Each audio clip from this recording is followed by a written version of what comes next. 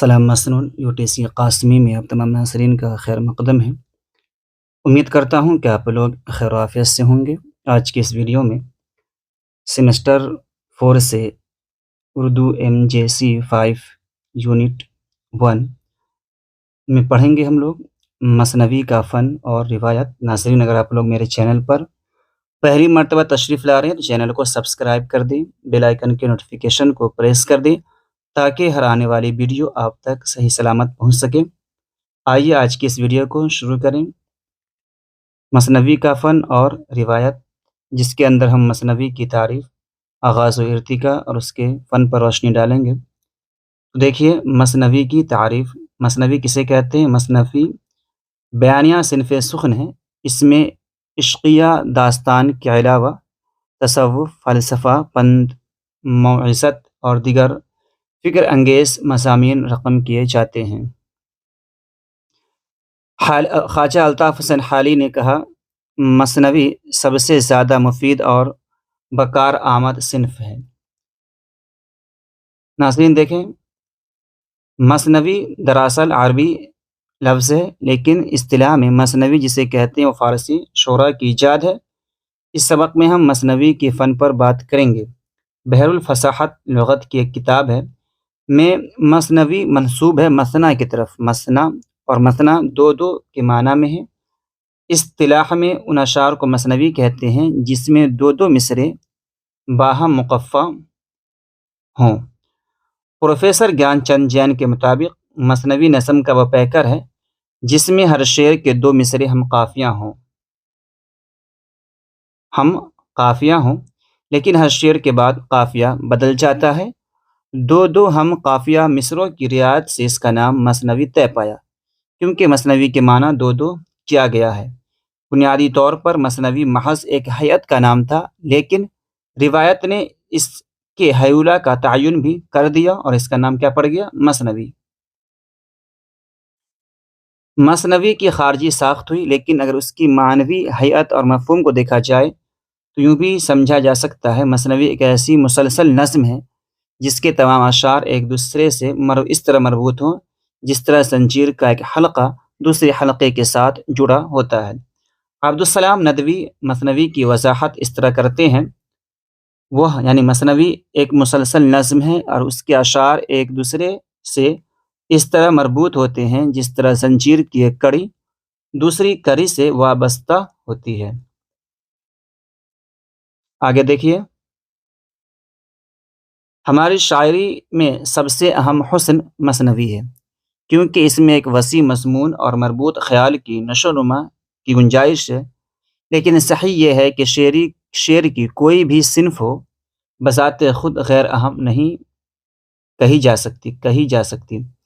ہاں، اچھائی برائی صنع میں پیدا ہوتی ہے۔ مثنوی قصہ گوئی کی حیثیت سے جہاں بیانیہ صنف سخن ہے، وہیں اپنی صنفی شناخت کے امتیاز کے ساتھ دیگر اصناف ادب کی بعض کیفیات، حالات، رنگ و آہنگ کی وسعت کو بھی اپنے دامن میں سمیٹے ہوئے ہیں۔ مثنوی میں ڈرامائی مواقع پیدا ہوتے ہیں، بیانیہ واقع نگاری کی شاعری کی توضیحات، تربیہ شاعری کی شگفتگی، جزئیہ شاعری کی اثر انگیزی، رزمیہ اور قصیدہ کی تمطراق، غزل کی گلاوٹ، غرض سب کچھ اس میں سما سکتے ہیں، لیکن یہ اجزاء اگر علیحدہ اور تنہا پیش کیے جائیں تو حافظے اور ذوق کے لیے شاید اتنی مؤثر نہ ثابت ہوں اور وہ دلکشی کا سامان نہ رکھ سکیں جتنے کہ وہ ایک مکمل کارنامہ کے ترکیبی عناصر بن جانے کے بعد رکھ سکتے ہیں۔ جس طرح کے تصویر کے انفرادی خاکے کے مقابلے میں ایک ایسی تصویر زیادہ دلکشی رکھتی ہے جس میں ایک مکمل منظر اپنی تمام جزیات کے ساتھ پیش کیا گیا ہو۔ مثنوی کے لیے اشعار کی کوئی تعداد متعین نہیں۔ بقول امداد امام عصر ممکن ہے کہ 4 شعر کی مثنوی ہو یا 4 لاکھ کی۔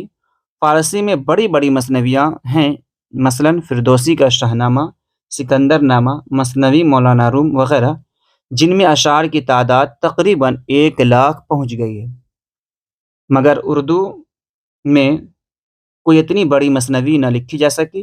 غزل کی ہر دل عزیزی اور دوسرے معاشی و معاشرتی حالات نے اردو کے شعراء کو اتنی طویل مثنوی لکھنے کا موقع نہ دیا۔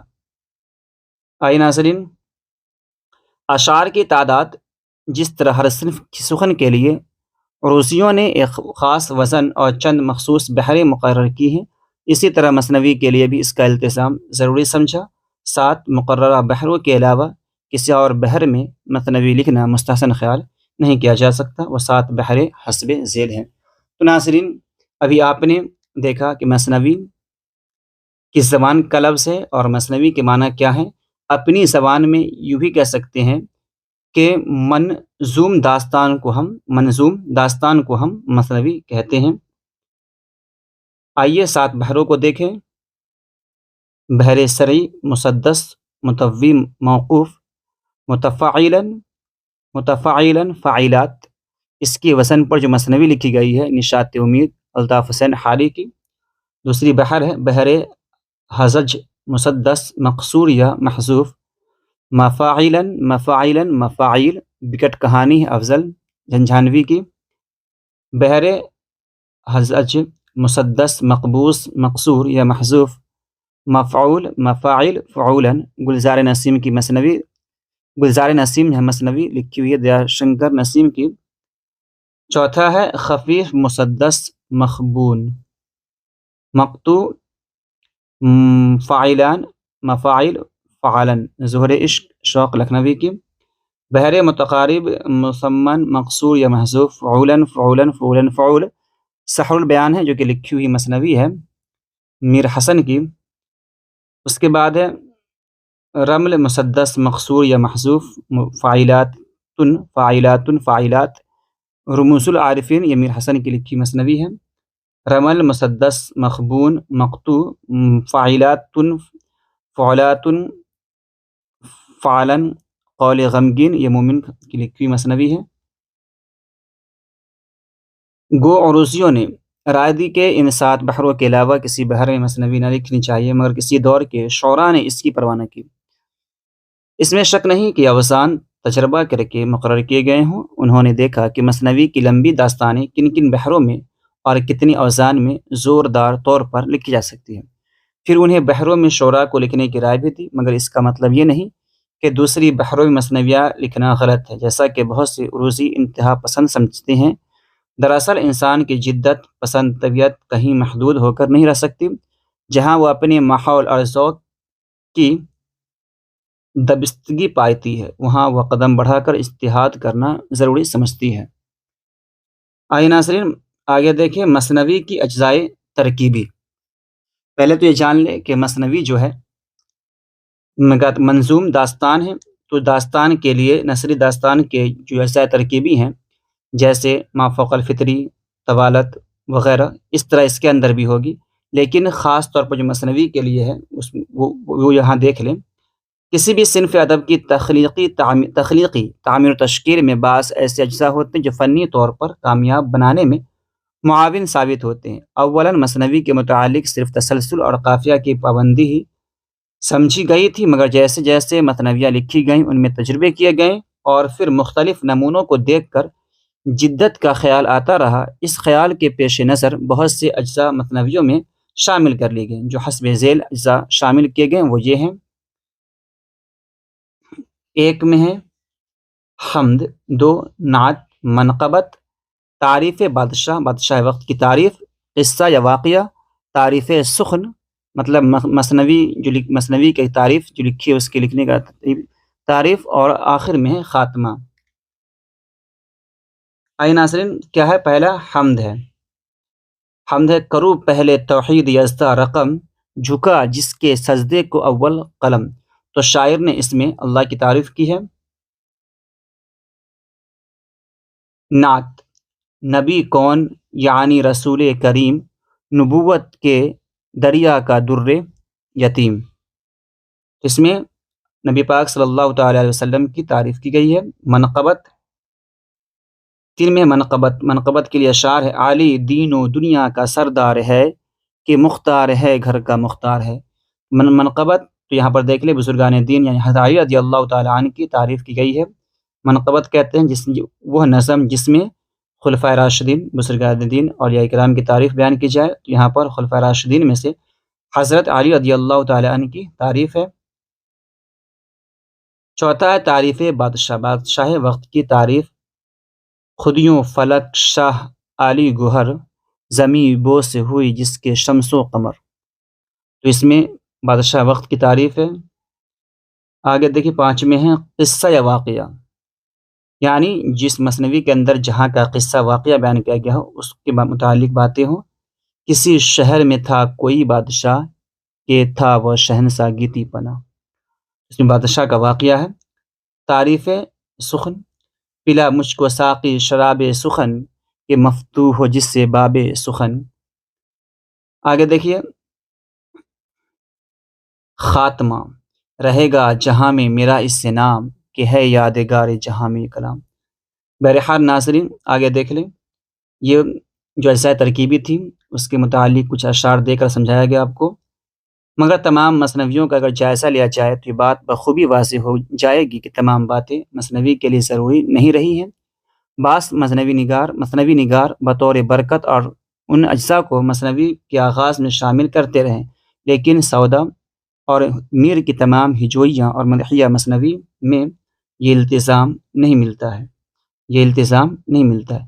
گو اس وقت بھی مذہب کا بڑا زور ہے، یہ زور ہو، دھیان دیجیے گا اس پر، بڑا زور تھا، ایک الف زیادہ ہے، مگر بعض شعراء نے تبرک کے طور پر بھی ان کا استعمال نہیں کیا، لیکن شبلی نعمانی نے مثنوی کی فنی اور کامیاب تعمیر کے لیے 3 اوصاف کو ضروری قرار دیا ہے: 1 حسن ترتیب، 2 کردار نگاری اور 3 واقعہ نگاری۔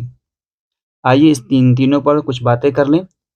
ایک میں حسن ترتیب، جس کو شبلی نے ضروری قرار دیا ہے۔ مثنوی نگار جس واقعہ یا قصہ کو منتخب کرتا ہے وہ خام مواد کی حیات میں اس کے تخلیقی خاکے میں رہتا ہے۔ اس میں اہم اور غیر اہم واقعات و اشیاء بے ترتیب موجود ہوتے ہیں۔ اولاً اس انبار سے غیر ضروری اشیاء کو چھانٹ کر الگ کر دینا ہوتا ہے، اس کے بعد اہم مواد بچتا ہے، اسے منطقی ترتیب دینے کا مرحلہ آتا ہے۔ اس کے لیے فنکار اپنے ذہن میں ایک خاکہ تیار کرتا ہے کہ قصہ شروع کہاں سے ہوگا، پھر کن مرحلوں سے گزرتا ہوا انجام تک پہنچے گا۔ بعض ضمنی واقعات بھی وہ مثنوی میں شامل کر سکتا ہے اگر وہ واقعی منطقی طور پر قصے کو آگے بڑھانے میں مدد دیتے ہیں۔ دوسرا ہے کردار نگاری۔ کردار نگاری مختصر قصہ ہو یا طویل، قصہ بنا کردار کے آگے نہیں بڑھ سکتا۔ کردار بھی 2 طرح کے ہوتے ہیں، ایک سست غیر معتبر، دوسرے متحرک و فعال۔ اگر کردار فعال متحرک ہو تو قصے میں جان پڑتی ہے، مصنف کے لیے وہاں مشکل بڑھ جاتی ہے۔ جہاں کرداروں کی کثرت ہو لیکن وہاں اس بات کا احتمال رہتا ہے کہ سب کردار کہیں ایک نہ ہو جائیں۔ مثال کے طور پر کسی بادشاہ کے یہاں 4 یا 5 بیٹے ہیں، اگر ان سب کی خوبی اور اوصاف ایک جیسے ہوں تو قصے کا کردار مثالی اور غیر متغیر ہو جائے گا، جس میں دلچسپی اور تجسس غارت ہو جاتا ہے۔ تیسرا ہے واقعہ نگاری۔ واقعہ نگاری سے مراد یہ ہے جن اشیاء، واقعات، حالات اور مناظر کا ذکر کیا جائے ان کا بیان ایک ایسے اسلوب اور الفاظ میں کیا جائے کہ ان کی مکمل تصویر آنکھوں میں آ جائے۔ ناظرین ویڈیو پسند آ رہی ویڈیو کو لائک کریں، کامنٹ کریں، اپنے دوست احباب کو شیئر کریں۔ یا اسی وقت ہو سکتا ہے جب اس سلسلے کی کوئی قابل ذکر چیز چھوٹنے نہ پائے، گویا جزیات نگاری کا پورا خیال رکھا جائے، جس طرح میر حسن نے اپنی مثنوی سحر البیان کے اس حصے میں جس میں شہزادے کے لیے باغ تیار کیا گیا، اس باغ میں جب وہ چھتوں کا ذکر کرتا ہے تو اس کے لیے ایک ایک جزء کو بیان کرتا ہے۔ دیواروں کا تذکرہ کرتے ہیں تو دیواروں کی ایک ایک خوبی کا ذکر کرتے ہیں۔ پھولوں کا بیان کرتے ہیں تو ہر ایک پھولوں کی جو ترتیب ہے وہ بناتے ہیں۔ تو جزیات نگاری کے پرلطف مناظر و کیفیات ملاحظہ کرنے کو ملتے ہیں۔ آگے دیکھیے، عام طور پر مثنوی کی 3 قسمیں ہیں۔ رزمیہ مثنوی، رزم یعنی جنگ لڑائی، جس مثنوی میں میدان جنگ کے واقعات اور حالات کو بیان کیا جائے، مثلاً علی نامہ ہے، نصرتی کی اور خاور نامہ رستمی کی مثنوی ہے۔ ان مثنویوں میں جنگ کے واقعات، لڑائی کے واقعات بیان کیے گئے ہیں۔ ایک دوسرا ہے بزمیہ مثنوی، یعنی عشقیہ محفل میں محفل جس مثنوی میں عشقیہ داستان کو بیان کیا جائے، مثلاً گلشن عشق ہے، سحر البیان ہے، سحر البیان میر حسن کی مثنوی ہے۔ مذہبی مثنوی جس مثنوی میں مذہبی باتوں کو پیش کیا جائے، مثلاً شاہ میراجی شمس الاشراق کی خوش نامہ اور خوش نغز۔ یہاں ایک بات یاد رکھ لیں کہ مثنوی کے موضوعات رسم بھی ہو سکتے ہیں، بزم بھی، تصوف، مذہب، فلسفہ و حکمت، سیاست، سماج، یہ تمام ہو سکتے ہیں۔ تو یہ بات تھی مثنوی کی تعریف، مثنوی کا فن اور مثنوی کی جو اجزاء ترکیبی تھے اس کے متعلق۔ ناظرین، امید کرتا ہوں یہاں تک بات سمجھ میں آ گئی ہوگی اور ویڈیو پسند آئی ہوگی۔ ویڈیو پسند آئی ہے ویڈیو کو لائک کریں، ابھی تک نہیں کیے ہیں تو کامنٹ کریں، اپنے دوست احباب کو شیئر کریں، جو بھی ساتھی سیمسٹر 4 میں ہوں اور اردو ان کا آنرس پیپر ہو، اردو کی تیاری کرنا چاہتے ہوں تو ان تک اس ویڈیو کو پہنچائیں۔ آئیے آگے دیکھیں۔ مثنوی کا آغاز و ارتقاء۔ اردو کی دوسری اصناف سخن کی طرح اردو مثنوی کی ابتدا بھی دکن سے ہوئی۔ دکن میں مثنوی بہت مقبول صنف رہی ہے اور اس کا ثبوت یہ ہے کہ شاید ہی کوئی دکنی شاعر ہو جس نے مثنوی نہ لکھی ہو۔ دکن میں مذہبی مثنویاں بھی لکھی گئیں، فارسی کے بعض مشہور مثنویوں کے ترجمے بھی ہوئے۔ دکن میں اردو ادب کے ارتقاء کو سمجھنے کے لیے ضروری ہے کہ ہم اس کو متعدد دوروں میں منقسم کر لیں۔ دکنی اردو کا پہلا دور مذہبی ادب سے متعلق ہے، اس کو مذہبی دور کے نام سے یاد کیا جاتا ہے۔ یہ دور دکن میں بہمنی سلطنت کے خاتمے تک پھیلا ہوا ہے، لیکن 15ویں صدی کے خاتمے سے قبل ہی دکن کی عظیم بہمنی سلطنت 5 حصوں میں منقسم ہو گئی۔ لیکن اردو ادب یہ اردو ہے لیکن اردو ادب کے نقطہ نظر سے بیجاپور کی عادل شاہی، گولکنڈہ کی قطب شاہی سلطنتوں کو خاص اہمیت حاصل ہے۔ ان دونوں حکومتوں کی سرپرستی میں ادب اور فنون لطیفہ کی بڑی ترقی ہوئی۔ 1390 میں بیجاپور میں عادل شاہی حکمرانوں نے اپنی خود مختار حکومت قائم کر لی۔ اس سلطنت میں 8 بادشاہ ہوئے، ان میں سے متعدد بہت ہی لائق اور علم پرور تھے۔ بہمنی سلطنت کے بیان میں جس مذہبی دور کا ذکر کیا گیا وہ ابھی ختم نہ ہوا تھا، چنانچہ سب سے پہلی بات جو مثنوی ہم کو دکن میں ملتی ہے وہ مشہور صوفی بزرگ شمس الاشراق میراجی کی مثنوی خوش نامہ ہے، جو کہ ایک مذہبی مثنوی ہے۔ ابھی مذہبی مثنوی کے اندر میراجی کی مثنوی خوش نامہ کا ذکر آیا۔ میراجی کے صاحبزادے برہان الدین جانم بھی بڑے صوفی بزرگ تھے، انہوں نے متعدد مذہبی مثنویاں لکھی، ان میں زیادہ مشہور وصیت الہادی ہے۔ شاہ برہان الدین جانم کے صاحبزادے شاہ امین الدین اعلیٰ بھی بزرگ اور اپنے والد کے خلیفہ تھے، ان سے متعدد مثنویاں منسوب ہیں، جن میں رموز السالکین، محبت نامہ زیادہ مشہور ہیں۔ آگے دیکھیں ناظرین، ابراہیم عادل شاہ کے عہد میں سب سے پہلے مقیمی نے 2 مثنویاں لکھی، ایک کا نام چندر بدن و مہیار ہے، دوسری 100 بہار کی کہانی ہے۔ اس میں چندر بدن اور مہیار زیادہ مشہور ہے۔ مقیمی کا ہمعصر امین تھا، جس نے بہرام و حسن بانو نامی مثنوی لکھی، لیکن وہ اسے مکمل نہ کر سکا، اس کی تکمیل دولت شاہ نے کی۔ ابراہیم عادل شاہ کے بعد محمد عادل شاہ تخت نشین ہوا۔ وہ شاعروں کے بڑے قدرداں اور سرپرست تھے، اس لیے شعراء کا ہجوم ان کے گرد جمع ہو گیا تھا۔ ان شعراء میں رستمی ملک خشنود کے نام خاص اہمیت و شہرت کے حامل ہے۔ کمال خان رستمی نے اپنی مثنوی خاور نامہ میں حضرت علی رضی اللہ تعالیٰ عنہ کی جنگوں کے حالات نظم کیے۔ یہ ابن حسام کی فارسی مشہور مثنوی کا ترجمہ ہے اور ایک طویل رزمیہ مثنوی ہے۔ ملک خشنود محمد عادل شاہ کا درباری شاعر تھا۔ ناظرین، یہ پوائنٹ کو یاد کر لیں کہ ملک خشنود محمد عادل شاہ کا درباری شاعر تھا۔ اس کی 2 مثنویاں ہشت بہشت بہت مشہور ہیں۔ آگے دیکھیں ناظرین، 1656 میں علی عادل شاہ ثانی تخت نشین ہوا۔ وہ خود بھی شاعر تھا اور اس کا دربار اعلیٰ پایا کے شاعروں سے بھرا ہوا تھا۔ نصرتی جو خود بھی شاعر تھا، اس نے 3 مثنویاں لکھی، جن میں سے 2 گلشن عشق اور علی نامہ بہت مشہور ہے۔ ان کی تیسری مثنوی سکندر نامہ کا پتہ ابھی حال ہی میں لگا ہے۔ گلشن عشق ایک عشقیہ مثنوی ہے جس میں منوہر اور مدھو مالتی کی داستان عشق بیان کی گئی ہے، جس میں سے اس نے اپنے مربی علی عادل شاہ کی زندگی کے حالات کو بڑی تفصیل سے پیش کیا، اور علی عادل شاہ کی ان جنگوں کے مرقع جو مغلوں اور شیواجی سے اس نے لڑی، بڑے دلکش انداز سے اردو کی شاید واحد اہم رزمیہ مثنوی ہے جو کسی فارسی رزمیہ مثنوی کا ترجمہ نہیں ہے۔ آئیے ناظرین، بیجاپور کے مشہور شاعروں میں ہاشمی کا شمار بھی ہوتا ہے۔ کہا جاتا ہے کہ وہ نابینا تھا۔ ہاشمی جو تھا نابینا شاعر تھا، اس کی بھی ایک مثنوی یوسف زلیخا بہت مشہور مثنوی ہے، کافی شہرت کے حامل ہے۔ عادل شاہی خاندان کے آخری بادشاہ سکندر کا عہد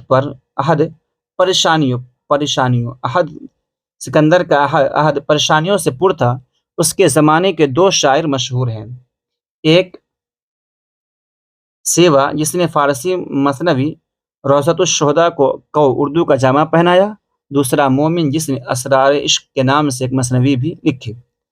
بیجاپور کی طرح گولکنڈہ میں بھی اردو ادب کی بڑی ترقی ہوئی تھی۔ گولکنڈہ کے قطب شاہی خاندان نے 1508 میں ایک خود مختار حکومت قائم کر لی، اور اس کے کئی حکمرانوں نے اس کو مضبوط بنانے میں نمایاں خدمات انجام دی۔ اردو ادب کے ارتقاء کے لحاظ سے یہاں 16ویں صدی کا آخری زمانہ بڑی اہمیت رکھتا ہے۔ اس سلطنت کے 8 بادشاہ میں سے آخری 4 نہ صرف یہ کہ خود اردو کے بڑے شاعر تھے بلکہ شعر و ادب کے قدرداں اور شعراء کے سرپرست بھی تھے۔ محمد قلی قطب شاہ 1580 میں گولکنڈہ کے سلطنت پر تخت نشین ہوا۔ وہ ایک عظیم شاعر تھا۔ اس نے غزلیں، قصیدے، مثنوی، مرثیے، غرض کے سبھی طرح کی نظمیں لکھی۔ وہ اردو کا پہلا صاحب دیوان شاعر مانا جاتا ہے۔ یہ سوال بھی آ چکا ہے آپ کے سیمسٹر 3 میں، 3rd سیمسٹر میں آ چکا ہے کہ اردو کا پہلا صاحب دیوان شاعر کون ہے۔ آگے دیکھیے، محمد قطب شاہ کے عہد کے شاعروں میں وجیح کا مرتبہ بہت بلند ہے۔ کہا جاتا ہے کہ اس نے اپنے مربی محمد قلی قطب شاہ کی داستان معاشقہ اپنی مشہور مثنوی قطب مشتری میں بیان کی۔ وہ ایک بہت ہی دلچسپ مثنوی ہے جس کا ہیرو قلی قطب شاہ ہے۔ اس کا شمار دکن کے بہترین و اعلیٰ پایہ کے مثنویوں میں ہوتا ہے۔ یہ وہی وجیح ہیں جن کی سب رس اردو نثر کی پہلی سب سے اہم کتاب مانی جاتی ہے، یعنی سب رس اردو کی سب سے پہلی داستان ہے۔ محمد قلی قطب شاہ کے عہد میں احمد دکنی نے لیلا مجنوں کے نام سے ایک مثنوی لکھی۔ جیسا کہ نام سے ہی ظاہر ہے کہ اس میں عرب کے عالمگیر شہرت یافتہ حامل عاشق و معشوق کی داستان معاشقہ نظم کی گئی۔ قطب شاہی عہد کا دوسرا اہم شاعر غواصی تھا جس کو ملک الشعراء کا خطاب ملا ہوا تھا۔ غواصی نے 2 مثنویاں یادگار چھوڑی، ایک سیف الملوک و بدیع الجمال اور دوسری طوطا نامہ۔ پہلی مثنوی ایک عشقیہ مثنوی ہے جو الف لیلا سے ماخوذ ہے، دوسری مثنوی سنسکرت کے قصہ کے فارسی ترجمے سے ماخوذ ہے۔ اس مثنوی کی وجہ سے اس کا شمار دکن کے عظیم شعراء میں ہوتا ہے، اور کہا جاتا ہے کہ اس کی مثنویوں کی بدولت قدیم مثنوی نگاروں کے سامنے مثنوی کا ایک بلند معیار قائم ہو گیا ہے۔ آئیے ناظرین، آگے دیکھیے، قطب شاہی دور کا تیسرا بڑا شاعر ابن نشاطی ہے۔ ابن نشاطی ہوا ہے، اس کی مشہور کتاب پھول بن دکنی مثنویوں میں بہت بلند درجہ پر فائز ہے۔ یہ مثنوی خود ابن نشاطی کے بیان کے مطابق ایک فارسی مثنوی بساطین سے ماخوذ ہے، لیکن یہ محض ترجمہ یا تلخیص نہیں بلکہ اس نے بساطین کو دکنی جامہ پہنا دیا۔ ناظرین، ویڈیو پسند آ رہی ویڈیو کو لائک کریں، کمنٹ کریں، اپنے دوست احباب کو شیئر کریں، ان لوگوں کو شیئر کریں جو سیمسٹر 4 میں ہوں، اردو کی تیاری کرنا چاہ رہے ہوں۔ آگے دیکھیے، ان 3 عظیم شاعروں کے علاوہ جنیدی نے قصہ ابو شیمہ اور ماہ پیکر نام کی 2 مثنویاں لکھی۔ طبعی جو قطب شاہی خاندان کے آخری حکمراں ابو الحسن تاناشاہ کے دور سے تعلق رکھتا ہے، اپنی مشہور مثنوی بہرام و گل اندام کے لیے خاص شہرت رکھتا ہے۔ طبعی کے ہمعصر فائز کے قصہ رضوان شاہ اور روح افزا کے نام سے ایک مثنوی لکھی، اور غلام علی نے پدماوت کا ترجمہ اردو مثنوی کی شکل میں کیا۔ جب اورنگزیب نے جب اورنگزیب عالمگیر نے دکن پر حملہ کر کے اس پر قبضہ کر لیا اور دکن مغلیہ سلطنت کی علمداری میں آ گئے تو گولکنڈہ بیجاپور کے علم و ادب کے مرکز بھی ختم ہو گئے، اور اس کے نتیجے میں قدیم اردو ادب و شاعری پر انحطاط طاری ہوا۔ اسی گولکنڈہ اور بیجاپور کی سلطنتوں کے زوال کے بعد کچھ شاعر جنوب کی طرف مختلف مقامات پر چلے گئے ہیں۔ جب بھی حکومتیں انتشار کا شکار ہوتی ہیں تو شعراء وغیرہ بھی تصوف اور مذہب کی طرف رجوع کر جاتے ہیں۔ جب شمالی ہند کا اردو شاعری کا رواج ہوا تو جانم آبرو نے بھی مثنویاں لکھی، لیکن اس دور میں میر تقی میر نے مثنوی کو بہت ترقی دی۔ میر کے ہمعصر سودا نے بھی متعدد مثنویاں لکھی، لیکن وہ قصیدے اور ہجوں کے بادشاہ تھے۔ میر کی مثنویوں کے سامنے ان کی مثنوی بالکل پھسپھسی ہے۔ اس زمانے میں خواجہ میردرد کے چھوٹے بھائی میر اثر نے ایک مثنوی خواب و خیال لکھی، جس کے سلسلے میں ناقدین میں تضاد رائے پایا جاتا ہے۔ بعض حضرات نے اسے اعلیٰ درجہ کی مثنوی قرار دیتے ہیں اور بعض اسے عریانی اور فحاشی کا پرندہ قرار دیتے ہیں۔ اورنگزیب کے انتقال کے بعد دہلی میں مغل بادشاہت تو قائم ہو رہی تھی، لیکن آہستہ آہستہ حکومت کمزور چلی گئی۔ اورنگزیب کے جانشینوں میں کوئی ایسا اہل نہ تھا جو اس عظیم ملک کی باغ ڈور سنبھال سکتا۔ نتیجہ یہ ہوا مرہٹو جاٹو نادر شاہ احمد شاہ امدالی کے حملوں کے نتیجے میں دہلی تباہ ہو گئی۔ پھر ایسٹ انڈیا کمپنی دہلی کی حکومت پر قابض ہو گئی۔ اس کے نتیجے میں بر صغیر ہند کے مختلف علاقوں میں نئی نئی حکومتیں قائم ہوئی۔ انہیں حکومتوں میں اودھ کی حکومت بھی تھی، جو کچھ دنوں تک تو بادشاہ کے وزیروں کی حکومت کہلائی، پھر خود مختار ہو کر آزاد حکومت بن گئی۔ تھوڑے ہی عرصے میں وہاں کے در و دیوار سے شعر و شاعری کی آوازیں آنے لگی، اور حکومت نے بھی دل کھول کر شعراء کی ہمت افزائی کی اور سرپرستی کی۔ اس طرح لکھنؤ میں شاعروں کے لیے ایک نئے دبستان کا وجود ہوا، جس کو دبستان لکھنؤ کے نام سے شہرت حاصل ہوئی۔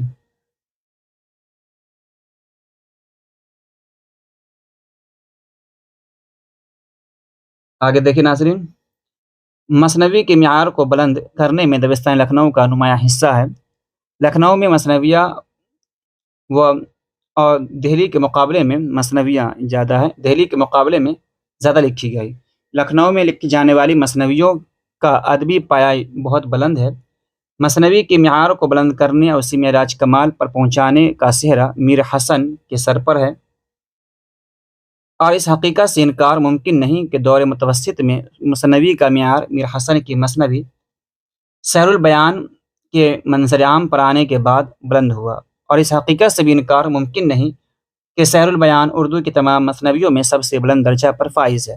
میر حسن نے اس کے علاوہ دوار مثنویہ رموز العارفین اور گلزار علم کے نام سے لکھی، لیکن اس کی کوئی خاص شہرت اور اہمیت حاصل نہیں ہے۔ اسی زمانے میں قلندر بخش جرأت اور مصحفی نے بھی مثنوی لکھی، لیکن ان کی مثنویوں کو کوئی خاص مقام حاصل نہیں ہوا۔ ان کے علاوہ دیگر بہت سے شعراء نے مثنویاں لکھی، لیکن نہ تو وہ اہم ہیں اور نہ ہی اس مختصر مضمون میں ان کا ذکر ممکن ہے۔ میر حسن کی مثنوی کے بعد لکھنؤ میں لکھی جانے والی مثنویوں میں سب سے زیادہ شہرت و اہمیت آتش کے مشہور شاگرد دیا شنکر نسیم کی مثنوی گلزار نسیم کو حاصل ہے۔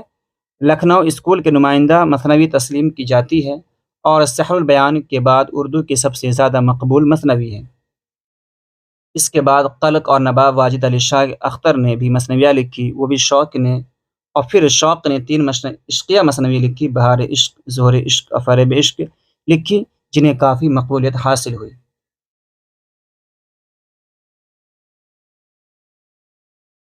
حالی نے مقدمہ شعر و شاعری میں مثنوی کی اہمیت کو واضح کیا۔ انگریزی حکومت کے قیام اور طرز معاشرت میں تبدیلی کے بعد ادب میں جو انقلاب رونما ہوا، اس کو خوش آمدید کہنے والوں میں آزاد حالی بہت نمایاں ہیں۔ ان دونوں بزرگوں نے مثنویاں بھی لکھی، جن سے اندازہ ہوتا ہے کہ بدلے ہوئے حالات میں کسی قسم کی نظموں کی ضرورت ہے۔ ان کے زیر اثر باس اور شعراء بھی اس طرف متوجہ ہوئے۔ اسماعیل میرٹھی نے بچوں کے نام سے مثنویاں لکھی۔ علامہ اقبال نے اپنے فلسفے کو پیش کرنے کے لیے مثنویاں لکھی۔ عصر حاضر میں حفیظ جلندھری نے ایک طویل مثنوی شاد نامہ اسلام پیش کی۔ اس میں شک نہیں اس میں شک نہیں کہ صنف میں اب بھی بہت امکانات پوشیدہ ہیں، لیکن اس کی طرف جتنی توجہ کی ضرورت ہے وہ اب نہیں کی گئی۔ ناظرین، امید کرتا ہوں کہ ویڈیو آپ کو پسند آئی ہو۔ ویڈیو پسند آئی ویڈیو کو لائک کریں، کمنٹ کریں، اپنے دوست احباب کو شیئر کریں۔ اگر کوئی پریشانی ہو، کچھ بھی ہو، تو آپ مجھ سے اس نمبر پر 82 10 37 56 21 پر رابطہ قائم کر سکتے ہیں۔ ملتے ہیں اگلی ویڈیو میں، جب تک کے لیے خدا حافظ۔